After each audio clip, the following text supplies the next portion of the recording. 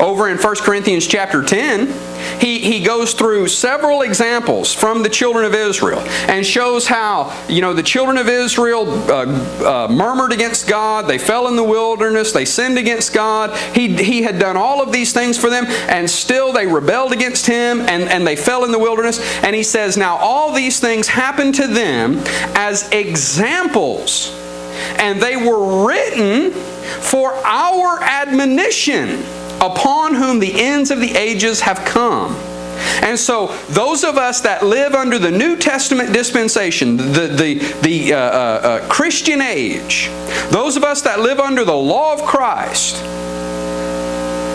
can look back at the Old Testament to see the examples of how God dealt with rebellion, of how God dealt with unfaithfulness to receive admonition to faithfulness. And right after this, Paul says, therefore take heed. When you think you stand, take heed lest you fall. Well, so all of these Old Testament examples of rebellion and turning away from God are our examples for how God deals with rebellion. And it's to show us that when we rebel against the will of God, we will fall. And we will be cast out. And so that's how we use the Old Testament. See, in neither one of these passages does it say that we go back to the Old Testament for our law, for our observances. Rather, it says that we look at the Old Testament for examples, for learning, for admonition, but nowhere for the regulations for what we practice today. See? And we can go on over to Hebrews chapter 8. Verses 1 and 2. And in Hebrews, this is exactly what the Hebrews writer was dealing with. The Hebrews writer was dealing with an audience that had been converted from Judaism. They were people who observed the Old Testament law, and they had been converted to Christ.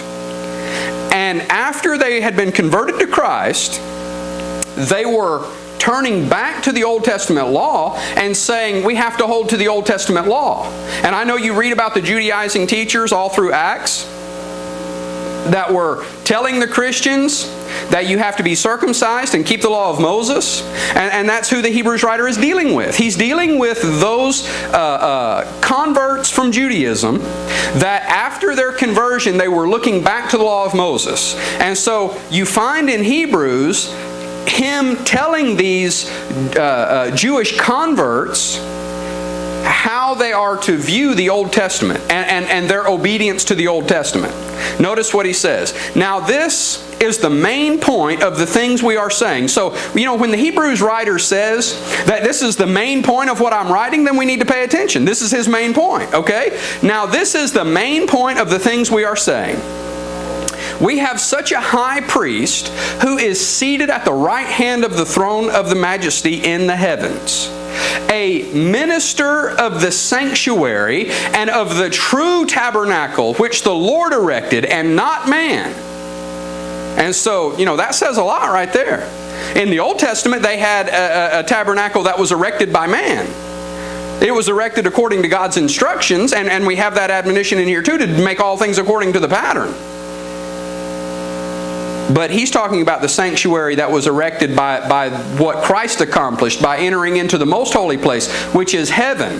The true most holy place, not the representative of the most holy place that was under the Old Testament, the most holy place in the temple or in the tabernacle, but the true most holy place that typified into heaven to present His blood before the throne of God for everyone.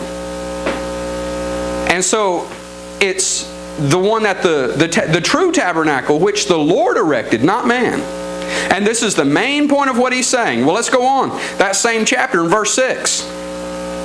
But now he has obtained a more excellent ministry, inasmuch as he is the mediator of a better covenant. Better than what? Than the old law.